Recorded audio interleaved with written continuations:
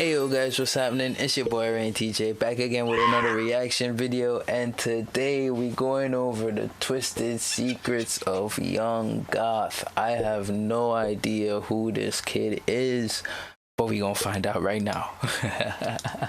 Young Goth. So this is going to be kind of a weird video. If you thought Kid Trunks was the ultimate Klingon to XXXTentacion, well, you should hear about Little Peep's very own Klingon. Only he's much worse. Young Goth is a little known character in the underground rap scene, often seen around big names like Lil Peep and Lil Tracy. However, his story often goes untold, and I think there is a good reason for that. In fact, I think that might actually be intentional because it gets really dark. Goth's actions have been an open secret online for the past couple years, but have gone unaddressed and often censored. So I thought I'd come here today, show you the info I found, bring light to the situation, and let you make your own decisions. So without further ado, let's get into it. Allegedly. There's probably going to be a couple people watching this video who really don't like the message, so everything here is alleged, okay? Let's get into it. Louis Venegas was born December 26, 1995 in LA. He's thought to be from California, but from what we know, he moved around the country a lot during his life. He began making music on SoundCloud in 2015, dropping his first EP, Teen Spirit, at the start of the year. Soon after that, Lil Peep became aware of his music through SoundCloud, and the two began creating music and talking online. They dropped their first track, On the Floor, in late 2015, a song that would appear on Goth's Dead With You EP, as well as collaborating on a song together for Peep's mixtape Live Forever with their song Pick Me Up. Goth would also drop his own song I Don't Know How to Kill Myself the same year, alongside a music video on Asteria, and that is a song name YouTube. Please do not demonetize me for that. Or do, I don't care because I'm here for the fans. Peep is actually on record multiple times saying he loved the song and started every morning by listening to it. There's even footage of him listening to the song a few days before his unfortunate passing. This shows that Peep had love for Young Goth even all the way to his passing, and who can really blame him? It's actually a pretty good song. In 2016, Peep would visit Denver for the first time, meeting Young Goth and It's Okay to Cry in person, joining Schema Posse and forming a digital designer group called SFCB, which stands for Silver Fox Charm Babies, who were responsible for some of Peep's early cover arts for songs like Gym Class, In Your Eyes, and the infamous Little Poop Freestyle. And they're even responsible for creating the Switch Up music video where Young Goth can actually be seen in the background. They ended up doing a couple pop-up shows in the area alongside the rest of Schema Posse, but it's uncertain if Young Goth and It's Okay to Cry were ever really part of Schema Posse. I'm not sure if they were, but they may have been. It's Okay to Cry and Peep would drop a project called Dead Broke with two features from Young Goth called 16 Swishers and Walk. March of 2016, the Switch Up music video would drop, and then they would all appear in an interview on an underground rap outlet. And this is actually Peep's first ever interview. They would also create their track Cocaine Shorty around the same time. Eventually, It's Okay to Cry and Young Goth would have a falling out for unknown reasons. It's speculated it might have been over stolen clothes, but who can really say? This led Peep and Goth to leave the house they were staying at and move to Skid Row. This is where Ski Mask would come to stay with them overnight. It turns out that Young Goth was actually the one responsible for stealing Ski's clothes, sparking off the whole beef that he had with Peep. I really don't know what it is with this guy and stealing Ski's clothes.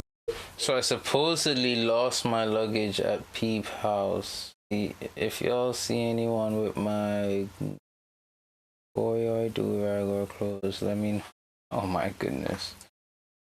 Sparking off the whole beef that he had with Peep. I really don't know what it is with this guy and stealing clothes, but he seems to have a habit of it. He's also the person that Ski Mask is talking about when he says that Peep was supposedly humping his homie. You tell him how y'all hump each other.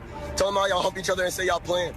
Tell him how y'all sniff ketamine. Tell him how y'all sniff ketamine and do heroin. Which probably isn't true because Ski was just saying anything he could to get under their skin at the time. Goth and Peep were such good friends, they actually lived with each other on 4 different occasions. Owning a house in Denver, living together on Skid Row, owning an apartment together in Echo Park, and a short time living together in the UK. While on Skid Row, the two began indulging heavily in drugs, going on a month-long bender and creating music together. This is when they created their song Coke. Some would even speculate that Peep and Goth were more than friends, but there's not a whole lot of evidence to point to that besides a stuffed unicorn that Peep sent Goth with his name printed on it. But honestly, who doesn't send their homies stuffed unicorns from time to time? By 2017, Peep couldn't stand to live in LA with the Goth boy clique anymore, so he chose to fly out to the UK to stay with Bexy. He would also bring Goth along with him for the trip, creating their final track together while they were on a bender called Lick. The song went unreleased at the time, but they would create one more track during Peep's life called Crying. After Peep's passing, Goth would appear on a live stream extremely distraught under the influence of drugs and destroying TV TVs, which apparently was quite the trend for him. However, at the time, many fans felt his pain and saw their own frustrations surrounding Peep's passing present in him, so that led him to gain a lot more support. After the passing of Peep, there was a huge fallout surrounding stolen clothes of all things, for fuck's sakes. A lot of blame was placed on the friends of Peep for his passing. However, Goth seemed to be totally free from these criticisms, being seen as one of Peep's true friends, held in the same regard as Lil Tracy. But what was unknown to fans at the time is there was a much darker side to Goth that was beginning to surface, with multiple fans accusing him of allegedly grooming. And I'm not talking about grooming his dog. All of these separate allegations were gathered up and posted on Twitter by a fan who goes by the name Fanig, with victims as young as 14 coming out against him. There was also allegations of him asking 17-year-olds for nudes, attempting to have threesomes with 2 other 17-year-olds, and some leaked DMs showing him being thirsty. So I'll show a couple of them here and read them out, I guess. If you think that's bad, she was fucking around with Redacted, and she's 15. She posted on her personal about how confusing he was, and he'd unfollow her and refollow her, and would say things like, "Thank you for being there for me when no one else was." What the fuck, I know this guy. He tried to get with my friend. She's 17. We didn't know he was like in his 20s. He banged my friend. She's 16, and he wouldn't stop asking her for nudes. We have some actual DMs from him where he says, "Nah, fuck it, I need you in my life." And then we have some emojis. He said, "I never felt this way about someone before." And then he said, "How come you don't want to see me? Now I'm mad." And then we have another one where he says, "Literally, I'm going crazy, knowing that the girl of my dreams is close to me, but never around." And then she says, "I'm the girl of your dreams." And he said, "Yeah." She says, "He's really persistent. I'm 17. He even showed up to Lockmo when I went with my friends. He somehow knew my location. When things got weird, I stopped talking to him." And then I'll just show you the rest of them because I don't want to read all of these out. Now, could these screenshots be faked? Definitely. Is all of this alleged? Definitely. But it kind of is weird how 20 girls came out against him around the exact same time. And it's not like he's somebody who has a lot of clout like Tokyo's Revenge. He's really a nobody in the grand scheme of things, so what incentive would all these girls have to come out against him? But I'm not the judge, jury, and executioner here, so once again, this is alleged,